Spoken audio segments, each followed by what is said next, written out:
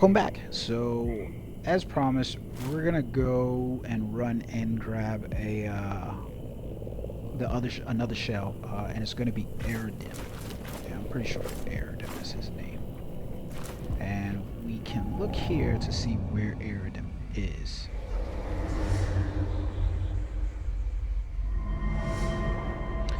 And you can see it's like in this rocky, craggy looking area, and he's just kind of sitting there. The path to him isn't as clear, but I'm going to show you how it is. So directly from Fallgrim Tower, and it doesn't really make a difference how much your health is. If we die, that's perfectly fine, but we're just going to run past everything once again. Yeah, so let's hope everything goes well for that. So I'm going to walk up here. Oh, I kind of killed these stuff already, so they didn't respawn. Okay. There's no big deal. You can just run past pretty much everything in this area. So you're going to come here, and you're going to make a left towards this little encampment right here. And be careful for this sniper over here. Those dudes are annoying to me. You can just run past them. Run over here to the left. Kind of regain your health. These guys will come following you around this corner. Regain your stamina, I mean. And then we're just going to run right past these guys. Oh, he caught me. Damn it. Be careful. There's some snipers up the top there. We're just going to keep running. Very tight. Whoa. Forgot about that dude. Whoa. Got me. You bastard. Shit. Keep grass. Run past these dudes though. When you get to here, you're gonna see that sniper up there. Instead of going there, just fall down the stairs right here to the left. Kind of missed that item just now. And booyakasha.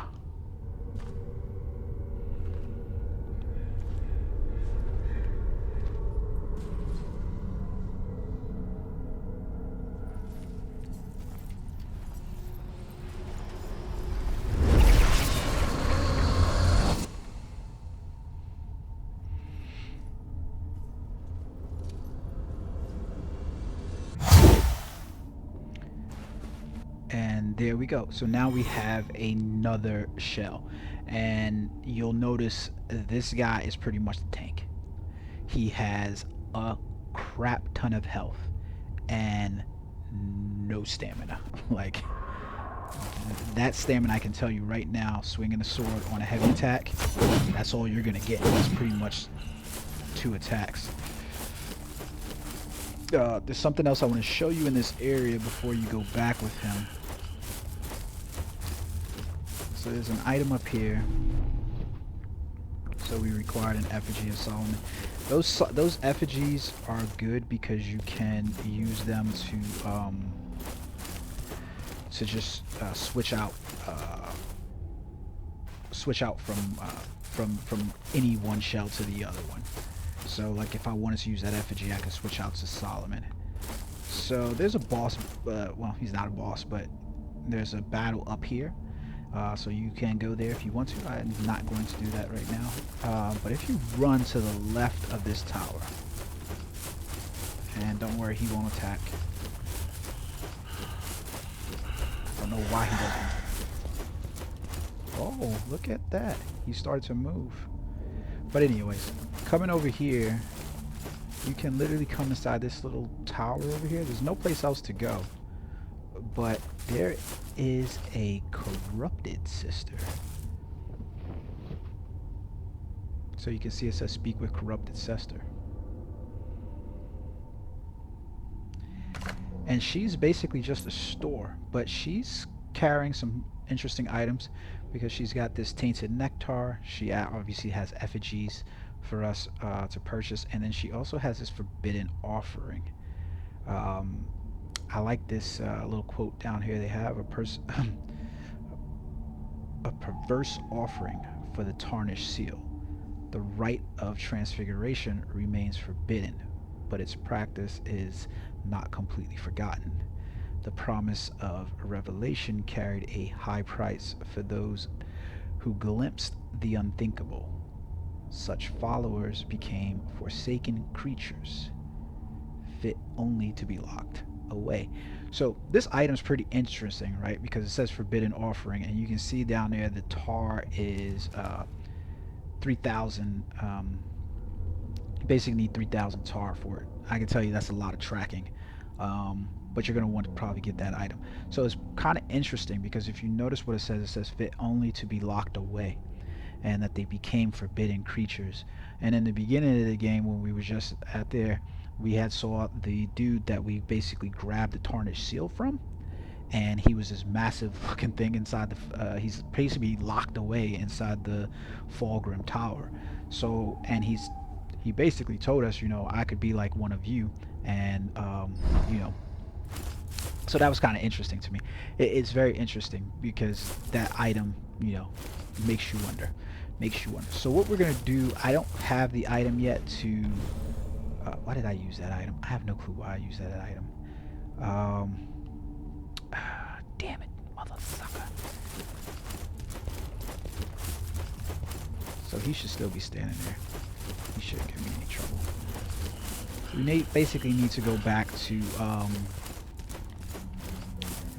Sister Janessa because I forgot to do something like an idiot. If you die a couple of times, you will respawn at Sister Janessa, and she'll give you a mask, so that way you can basically teleport back to her. Like I said, I forgot to die, so we're gonna have to make our way back to her, which is fine. Oh, you bastard.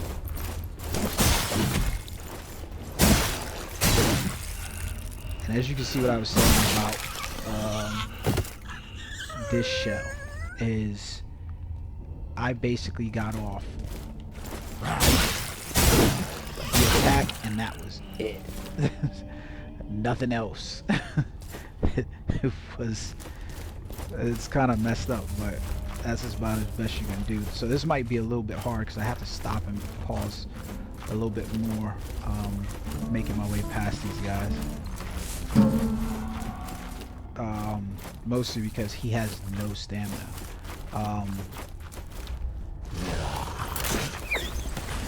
And you notice he's got the fat boy.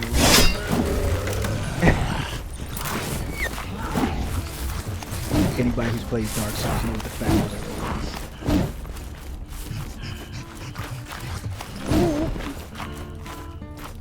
is. If you've played Dark Souls, you know what the fat boy is. It's almost like we're playing with what was it, Sigmar's armor. And like I said, you can see how easy this is. What really wasn't that difficult. Like you can pretty much run past most of the enemies in the game. I'm still not particularly sure on the tracking distance for some of them. So let's go to Sister Janessa and we'll talk to her and get a little something from Eredrim.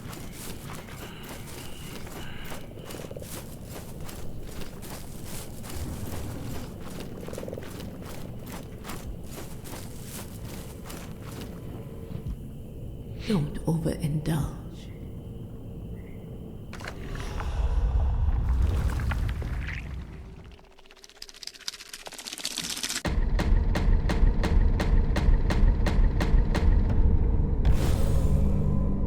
The Overt made promises of an end to war and human suffering.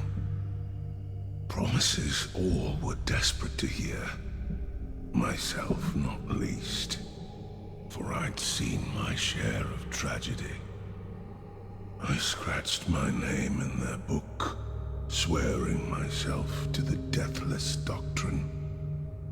My armor clattered on the ice as I knelt before them and asked myself if I would ever be worthy.